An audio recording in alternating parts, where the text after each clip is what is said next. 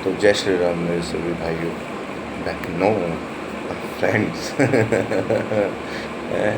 सारे आनंदित रहो यार, मौज लो, ज़िंदगी में कुछ नहीं रखा है। ठीक है, टेंशन तो संसार का एक नाम ही है, और इस टेंशन में जो जी ले वही खुश है। और उस टेंशन को ना फील करते हुए जिए, खुशी को फील करते हुए जिए, तो उससे बड़ा सुख जीवन में कुछ नहीं है संसारिक के लिए तो।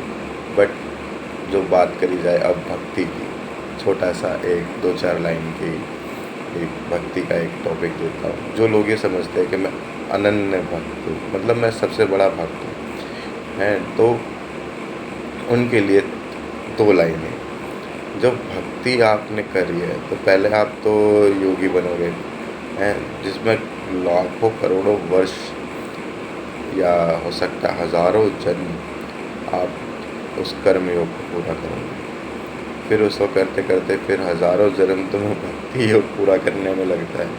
फिर जब भक्ति करोगे हज़ारों जन्म, तब जा कर के तुम्हें कहीं ज्ञान प्राप्त होता है। जब हज़ारों जन्म उस ज्ञान की उपासना करोगे, तब जा कर के तुम्हें कहीं वो ब्रह्म ज्ञान प्राप्त होता है। फिर उसके बाद कहीं जाके फिर तुम्हें ब्रह्म ज्ञान, तो वो भी और भी आगे की चीज़ होगी। फिर भक्ति करोगे, फिर माया तुम्हें सिद्धियों शक्तियों में फंसाती है, बड़ी बड़ी सिद्धियाँ मिलती हैं।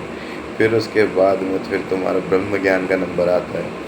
फिर कहीं जा कर के अगर तुम कर्मों में ना भटके, माया में ना उलझे, तब सद्गुरु कृपा से वो दिव्य ज्ञान, वो आत्मबोध प्राप्त कर मिलता है आपको। तब कहीं जा कर के उसमें तुम एक संत की श्रेणी में आते हो। फिर कहीं जा कर के अनन्य संतों की श्रेणी में घुस के कोई एक निकलता है आगे को। ठीक है, तो भैया जितने तुम हो ना उतने में ही सोचो, ज़्यादा फालतू मत सोचो। ठीक है, अभी तुमने उस हिसाब की भक्ति करी ही नहीं होगी जो तुम उनसे अनुभव लो ना।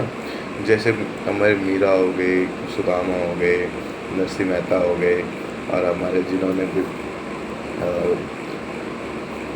ठाकुर जी को विराजमान किया, क्या नाम है उनका, हरिदास जी महाराज,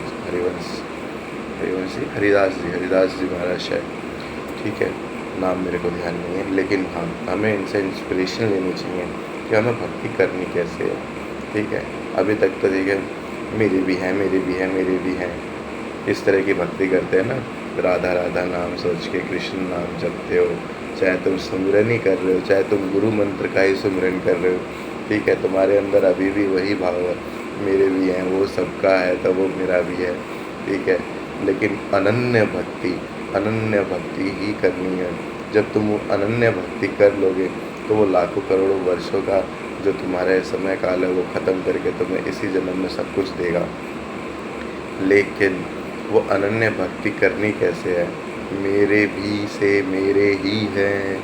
ठीक है, जब मेरे ही हैं तुम्हारी अंतर आत्मा कहेगी, तब जा कर के तुम्हारी उस अनन्य भक्ति को वो आत्मा परमात्मा तक लेके जाती है। इस चीज़ को तुम कभी समझोगे, जब समझोगे तभी जाके आगे पता समझ में आएगा कि मैं कहाँ हूँ, मैं तो अभी कहीं हूँ ही नहीं। लोग बड़े इस तरह से बोलते हैं, मैंने आज नाम जप की स्थिति में प्राप्त हूँ और मैं अजपाजप स्थिति में हूँ।